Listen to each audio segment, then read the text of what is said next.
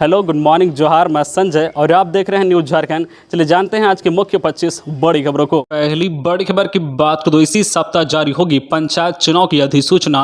सरकार के स्तर पर तैयारी पूरी। आलमगीर, राज्य में पंचायत चुनाव को लेकर सरगर्मी तेज हो गई है।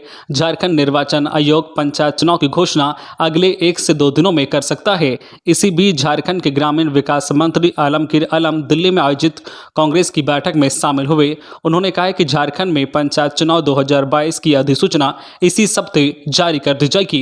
वहीं दूसरी ओर इस संबंध में तमाम तरह की तैयारियां सरकार के स्तर पर पूरी हो चुकी है। झारखंड कांग्रेस प्रभारी अविनाश पांडे ने मंगलवार को कांग्रेस के सभी नेताओं, विधायकों और मंत्रियों को नई दिल्ली तलब किया था। इसी बैठक में आलमगीर आलम ने यह जानकारी साझा की है। अगली बड़ी खबर की बात करें तो झारखंड में गर्मी से फिलहाल लोगों को नहीं मिलेगी राहत। कई जिलों में लू चलने का अनुमान। झारखंड में गर्मी कहर बरपा रही है। अप्रैल महीने में ही मई जून जैसी गर्मी अपना पूरा प्रकोप दिखाना शुरू कर दिया है। बारिश नहीं होने की वजह से मौसम शुष्क बना हुआ है और ऐसे में तापमान सामान्य से ज्यादा दर्ज हो रहा है। झारखंड में निचले स्तर के पश्चिमी और दक्षिण पश्चिमी हवा चल रही है, जिस वजह से राज्य में तपिश भरा मौसम देखने को मिल रहा है। मौसम विज्ञान केंद्र रांची ने चेतावनी जारी करते हुए कहा है कि राज्य के कई जिलों में लू चलने का अनुमान लगाया गया है। आने वाले 5 दिनों तक राज्य का मौसम शुष्क रहेगा। राज्य के पलामू, परमंडल और गिरिडीह में कुछ स्थानों पर लू चलने की संभावना है। वहीं आज 6 अप्रैल को गढ़वा और पलामू जिले में लू चलने की संभावना जताई गई है। राज्य के उत्तर पश्चिमी भाग में हीट वेव देखी जा रही है, बाकी शेष भाग में हीट वेव की स्थिति नहीं है। अगली बड़ी खबर की बात करें तो आतंक मचाने वाला नक्सली सूरजनाथ खेरवार आज करेगा लोहरदगा पुलिस के समक्ष आत्मसमर्पण। भाकपा माओवादी संगठन का हार्डकोर नक्सली और दस्ते का सदस्य सूरजनाथ खेरवार उर्फ गुड्डू लोहरदगा पुलिस के समक्ष आज बुधवार को आधिकारिक रूप से आत्मसमर्पण करेगा। हालांकि सूत्रों की माने तो सूरजनाथ खेरवार ने विगत 15 मार्च 2022 को ही पुलिस के समक्ष आत्मसमर्पण कर दिया था, जिससे पुलिस लगातार पूछताछ कर सफलता का परचम लहरा रही है। सूरजनाथ खेरवार लोहरदगा जिले के पेशरार थाना क्षेत्र के बुलबुल गांव का रहने वाला है। अगली बड़ी खबर की बात करें तो गर्मी से बीमार पड़ रहे स्कूली बच्चे, समय में हो बदलाव। गर्मी के कारण स्कूली बच्चे परेशान हैं। शिक्षक संघ के महासचिव नंदकिशोर सिंह ने मुख्यमंत्री हेमंत सोरेन व शिक्षा मंत्री जगन्नाथ महतो को ट्वीट कर कहा है कि सरकारी स्कूलों के लिए विद्यालय संचालन सुबह 7 बजे से दोपहर 1 बजे तक निर्धारित किया गया है। तेज गर्मी को देखते हुए इस पर विचार करें।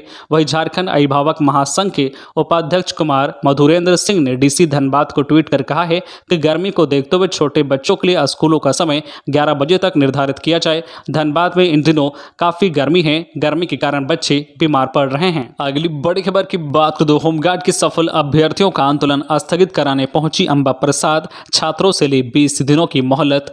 हजारीबाग जिले में होमगार्ड के सफल अभ्यर्थी पिछले 118 दिनों से आंदोलनरत हैं। आंदोलन नया समहर न्यायालय भवन के सामने चल रहा है। सफल अभ्यर्थी इस बात को लेकर अड़े हुए हैं कि उन्हें नियुक्ति पत्र दी जाए। ऐसे में मंगलवार को कांग्रेस विधायक अंबा प्रसाद उनसे बातचीत करने पहुंची। इस दौरान उन्होंने आश्वस्त किया है कि उनकी मांगे पूरी की जाएगी। कांग्रेस विधायक अंबा प्रसाद ने आंदोलन कर रहे होमगार्ड के सफल अभ्यर्थियों से कहा है कि उन्हें 20 दिन का वक्त दे, साथ ही साथ आंदोलन स्थगित करें। अंबा प्रसाद के आश्वासन के बाद छात्रों में असमंजस की स्थिति है। वही कुछ छात्रों का कहना है कि वे अंबा प्रसाद के आश्वासन पर विश्वास करते हैं और आंदोलन स्थगित करेंगे। वही कुछ छात्रों का कहना है कि वे पिछले 118 दिनों से उन लोगों को सिर्फ आश्वासन मिल रहा है, लेकिन परिणाम सामने नहीं आ रहे हैं। ऐसे में वे लोग दुविधा में हैं। विधायक के जाने के बाद होमगार्ड के सफल अभ्यर्थी घंटों विचार विमर्श करते रहे, लेकिन उनका आंदोलन स्थल खाली नहीं हुआ। अगली बड़ी खबर की बात करें तो हाई कोर्ट ने रोड परमिट मामले में जवाब देने के लिए दिया समय।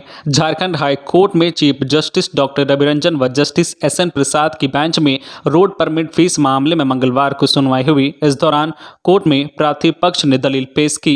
इस पर जवाब देने के लिए सरकार पक्ष ने समय मांगा। अब अदालत ने मामले पर अगली सुनवाई के लिए 10 मई की तारीख तय की है। उल्लेखनीय है कि मामले में झारखंड प्रदेश बस ओनर एसोसिएशन की ओर से याचिका दायर की गई है। इसमें कहा गया है कि सरकार ने परमिट फीस में बेहताशा वृद्धि की है। 6,000 की जगह साल 2022 में 9,000 फीस बढ़ा दिया गया है। खबरों में आगे बढ़ने से पहले आपसे रिक्वेस्ट है कि अगर आप चैनल को सब्सक्राइब नहीं किए हैं तो प्लीज चैनल को सब्सक्राइब करके बेल आइकन प्रेस कर दे, जिससे आपको झारखंड की हर छोटी बड़ी खबर का अपडेट आप तक पहुंचता रहे। चलिए बढ़ते हैं खबरों की ओर। अगली बड़ी खबर की बात करें तो दिल्ली में मंथन के बाद कांग्रेस ने झारखंड में बढ़ाई सक्रियता, सीनियर नेताओं को मिला टास्क। झारखंड में सत्तारूढ़ गठबंधन के अहम सहयोगी दल कांग्रेस ने संगठन की मजबूती के लिए विशेष कायाबद्ध आराम की है। इसके तहत मंगलवार को नई दिल्ली में प्रदेश कांग्रेस प्रभारी अविनाश पांडे ने सभी विधायकों, राज्य सरकार के मंत्रियों समेत वरीय नेताओं को तलब किया है। इसमें वरीय नेताओं को अलग अलग जिलों की कमान सौंपी गई है। कांग्रेस मुख्यालय के वार रूम में उन्होंने नेताओं संग घंटों मंथन के बाद निर्देश दिया है कि संगठन को मजबूत करने की कमर कस ले। अगली बड़ी खबर की बात करें तो पंचायत चुनाव में नहीं होगा नोटा का विकल्प, बैलेट पेपर के लिए निर्देश जारी, नामांकन दाखिल करने का शुल्क निर्धारित। चुनाव में नोटा यानी कि उपरोक्त में से कोई नहीं का उपयोग कर कोई भी नागरिक उम्मीदवार को वोट नहीं देने का विकल्प चुन सकता है, लेकिन झारखंड में प्रस्तावित त्रिस्तरीय पंचायत चुनाव में नोटा का विकल्प नहीं होगा, यानी कि मतदाताओं को किसी न किसी उम्मीदवार को अनिवार्य रूप से वोट देना होगा। राज्य निर्वाचन आयोग ने बैलेट पेपर को लेकर उपायुक्तों को दिए निर्देश में इसका उल्लेख किया है।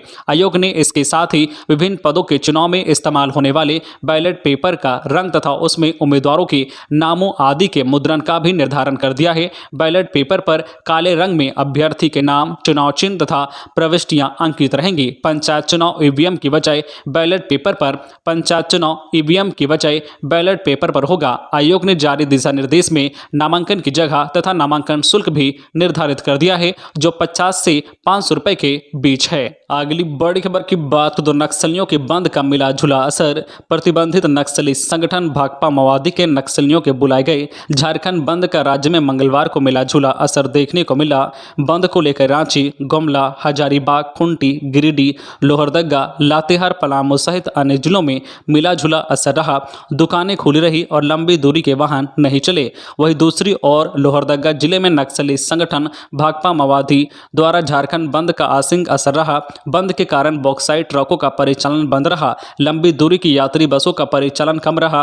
रांची लोहरदगा यात्री पैसेंजर ट्रेन निर्धारित समय के अनुसार स्टेशन पहुंची। सरकारी कार्यालयों में बंद का कोई असर देखने को नहीं मिला। बैंक, स्कूल, पोस्ट ऑफिस सहित अन्य सरकारी कार्यालय आम दिनों की तरह खुले रहे। बंद का असर बाजारों में भी देखने को नहीं मिला। अगली बड़ी खबर की बात करें तो हजारीबाग में रामनवमी जुलूस की तैयारी का जायजा लेने पहुंचे आईजी असीम विक्रांत मिंज, कहा सुरक्षा का है पुख्ता इंतजाम। झारखंड में हजारीबाग की रामनवमी जुलूस की चर्चा है। रामनवमी जुलूस को लेकर राज्य सरकार की ओर से गाइडलाइन जारी की गई है। गाइडलाइन के प्रावधानों के अनुसार शाम 6 बजे तक जुलूस समाप्त करना है। इसके साथ जुलूस के दौरान डीजे और रिकॉर्डिंग गाना का उपयोग भी नहीं करना है। इस स्थिति में जिला प्रशासन के सामने बड़ी चुनौती है। रामनवमी जुलूस सौहार्दपूर्ण संपन्न हो जाए, इसको लेकर बैठकों का दौर जारी है। इसी क्रम में मंगलवार को बोकारो रेंज के आईजी असीम विक्रांत मिंज तैयारियों का जायजा लेने हजारीबाग पहुंचे और उच्च स्तरीय बैठक की। आईजी की अध्यक्षता में आयोजित बैठक में एसपी मनोज रतन, चौथे उपायुक्त नैन्सी सहाय सहित सभी वरीय पदाधिकारी उपस्थित थे। बैठक के बाद आईजी असीम विक्रांत मिंज ने कहा कि प्रशासनिक तैयारी लगभग पूरी कर ली गई है। उन्होंने कहा कि जुलूस को लेकर सुरक्षा के पुख्ता इंतजाम किए गए हैं। उन्होंने कहा कि रामनवमी जुलूस को लेकर गाइडलाइन जारी की गई है और गाइडलाइन के अनुरूप ही जुलूस निकाला जाएगा।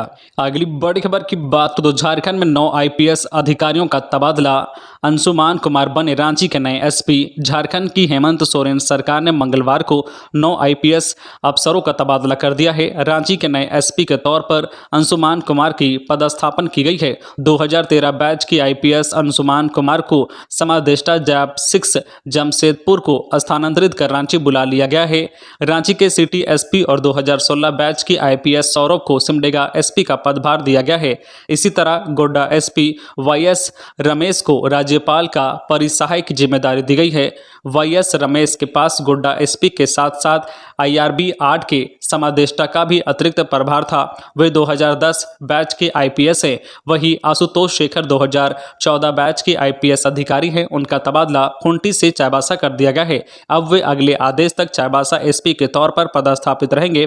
वही राज्यपाल के परिसहाय अमन कुमार 2014 बैच के आईपीएस को स्थानांतरित करते हुए खूंटी एसपी का पदभार दिया गया है। अगली बड़ी खबर की बात करें तो झारखंड के देवघर एयरपोर्ट को नागर विमानन निदेशालय से मिला क्लियरेंस। कब शुरू हो रही है विमान सेवा? झारखंड के देवघर एयरपोर्ट को नगर विमानन निदेशालय ने नई दिल्ली से क्लियरेंस मिल गया है। निदेशालय ने देवघर एयरपोर्ट की सुरक्षा के लिए सभी मानकों पर संतुष्टि जताते हुए मिनिस्ट्री ऑफ सिविल एविएशन को रिपोर्ट भेज दी है। अब जल्द ही निदेशालय से विधिवत रूप से एयरपोर्ट अथॉरिटी ऑफ इंडिया की देवघर यूनिट को डीजीसीए का लाइसेंस उपलब्ध करा दिया जाएगा। नगर विमानन निदेशालय ने शुरुआत में देवघर एयरपोर्ट से घरेलू विमान सेवा शुरू करने का लाइसेंस कर दिया है। अगली बड़ी खबर की बात करें तो भागवत कथा सुनने पहुंचे इरफान अंसारी। मंगलवार को जामताड़ा विधायक डॉक्टर इरफान अंसारी जामताड़ा के गांधी मैदान में चल रहे 8 दिवसीय भागवत कथा में पहुंचे। भागवत कथा में कोलकाता से आए सुब्रतो बंदोपाध्याय जी ने अपने प्रवचनों से लोगों का मन मोहित किया। विधायक डॉक्टर इरफान अंसारी भी काफी देर तक कथा प्रसंगों का श्रवण किया और आयोजन कमेटी के सदस्यों के साथ मुलाकात की। मौके पर डॉक्टर इरफान अंसारी ने कहा कि भागवत कथा सुनकर काफी सुखद अनुभूति होती है, लोगों में संस्कार का प्रभाव होता है और समाज एवं परिवार के लिए त्याग की प्रेरणा मिलती है। अगली बड़ी खबर की बात करें तो लोहरदगा में माओवादी बंद का आसिंग प्रभाव। नक्सली संगठन भाकपा माओवादी द्वारा झारखंड बंद का जिले में आसिंग असर रहा। आहूत बंद के कारण बॉक्साइड ट्रकों का परिचालन बंद रहा। लंबी दूरी की यात्री बसों का परिचालन कम रहा।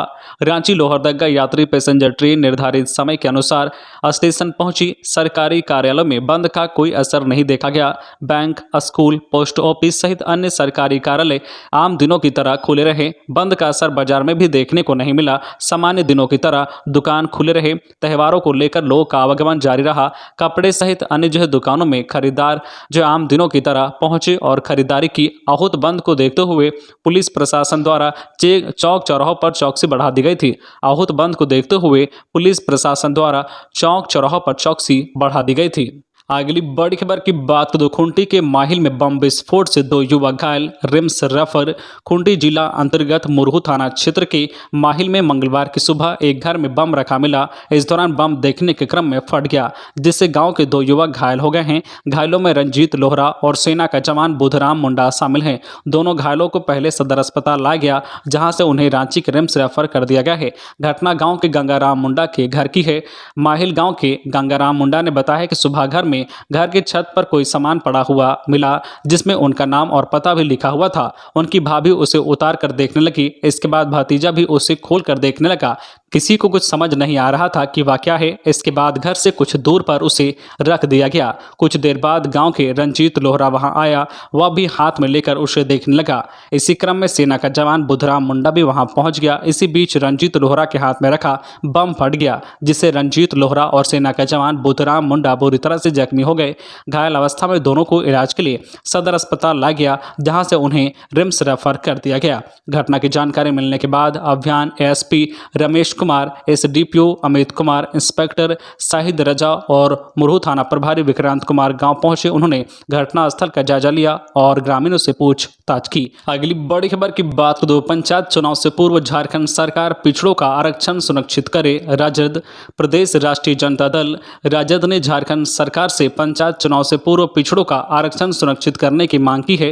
राजद के मुख्य प्रवक्ता डॉक्टर मनोज कुमार ने मंगलवार को मुख्यमंत्री हेमंत सोरेन से मांग करते हुए कहा कि पंचायत चुनाव से पूर्व पिछड़ों का आरक्षण तय होना चाहिए। इसके बाद पंचायत चुनाव होना चाहिए। यदि इससे पूर्व आरक्षण लागू नहीं हुआ तो पिछड़ों को मिलने वाले संवैधानिक अधिकार से वंचित रह जाएंगे और पिछड़ों के साथ अन्याय होगा। अगली बड़ी खबर की बात करें 4 साल बाद मुख्यमंत्री मेधा छात्रवृत्ति परीक्षा के लिए आवेदन शुरू। 5000 विद्यार्थियों को मिलेगा स्कॉलरशिप। झारखंड में 4 साल बाद मुख्यमंत्री मेधा छात्रवृत्ति परीक्षा का आवेदन शुरू किया गया है। योग्य विद्यार्थी 30 अप्रैल तक जैक की ऑफिशियल वेबसाइट पर ऑनलाइन आवेदन कर सकते हैं। 7 अप्रैल से 3 मई तक शिक्षा पदाधिकारी की ओर से आवेदनों की स्क्रूटनी की जाएगी। स्क्रूटनी के बाद कुल 5000 विद्यार्थियों का चयन करते हुए उन्हें इसका लाभ दिया जाएगा। झारखंड के मुख्यमंत्री मेधा छात्रवृत्ति परीक्षा राष्ट्रीय प्रतिभा खोज परीक्षा के तर्ज पर आयोजित की जाती है। झारखंड एकेडमिक काउंसिल की ओर से परीक्षा आयोजित की जाती है।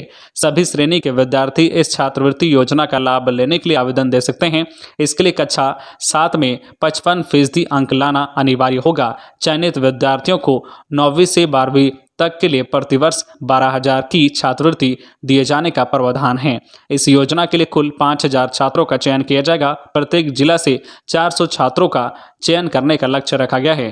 अगली बड़ी खबर की बात करें तो हाईकोर्ट ने होमगार्ड नियुक्ति मामले में जताई नाराजगी। झारखंड हाईकोर्ट के जस्टिस एस.एन. पाठक की अदालत ने मंगलवार को होमगार्ड नियुक्ति मामले में सुनवाई करते हुए अधिकारियों की लापरवाही पर नाराजगी जताई। कोर्ट ने कहा है कि साल 2021 में दिए गए आदेश का पालन अब तक क्यों नहीं किया गया है।